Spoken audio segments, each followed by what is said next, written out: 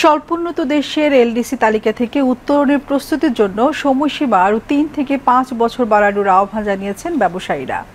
আজ Dhaka international chamber of commerce Bangladesh ICCB আয়োজিত সেমিনারে এই আহ্বান জানানো হয়।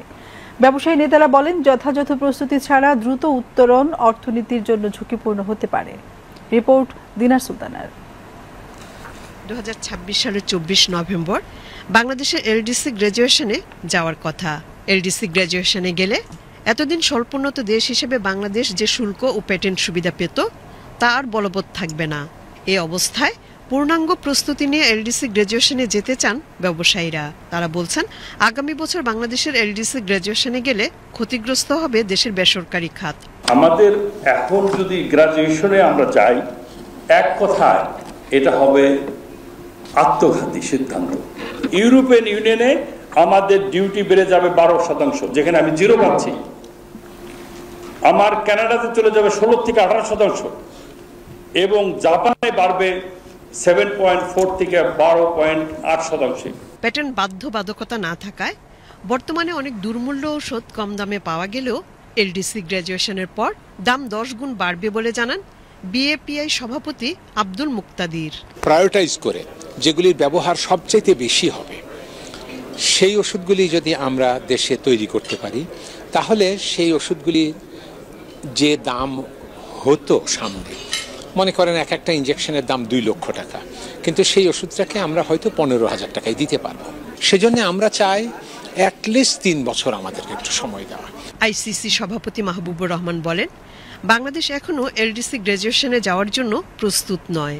জিএসপি সহ অন্যান্য সুবিধা হারালে দেশের রপ্তানি 6 থেকে 14% পর্যন্ত কমে আসবে।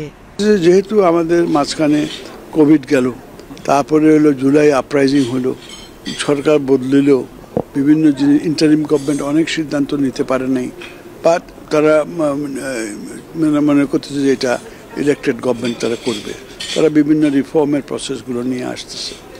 এই স্টেজে আপনার যদি আমরা এখন গ্র্যাজুয়েশনটা হয়ে যায়, তাহলে অনেকগুলো সমস্যার মধ্যে আমরা পড়ে যাব। ব্যবসায়ী নেতাদের সঙ্গে সায় দিয়ে অর্থনীতিবিদ ও গবেষকরা বলেন, অনেক দেশে এলডিসি গ্র্যাজুয়েশনের সক্ষমতা অর্জনের পরেও পিছু হটেছে। Bangladesh, after the LDC graduation, 70% of Bangladesh's exports are covered under preferential tariffs. So this is going to be go away. কিছু উইক আর্গুমেন্টসের উপর বেস করে এলডিসি গ্র্যাজুয়েশনের পেছনে কথা বলা হচ্ছে, but those weak arguments would not prevail. We need to come up with strong, but unfortunately except probably banking sector, we are not seeing serious reform effort in other sectors. বাংলাদেশে এই LDC প্রিপারেশনের জন্য একটা উচ্চ ক্ষমতা সম্পন্ন committee হয়েছে 5 মেম্বারের, এটা বলছে বাস্তবায়ন কমিটি, কিন্তু আপনি যদি দেখেন সেখানে it is an implementation oriented committee, but ইমপ্লিমেন্টেশনের অভিজ্ঞতা বোধহয় খুব বেশি সেই কমিটিতে নাই। এখানে ডেটার প্রয়োজন, অ্যানালিসিসের প্রয়োজন নাই, এখানে reform, programme development and implementation সেটার প্রয়োজন। সেই জায়গাটায় আমাদের দুর্বলতা আছে।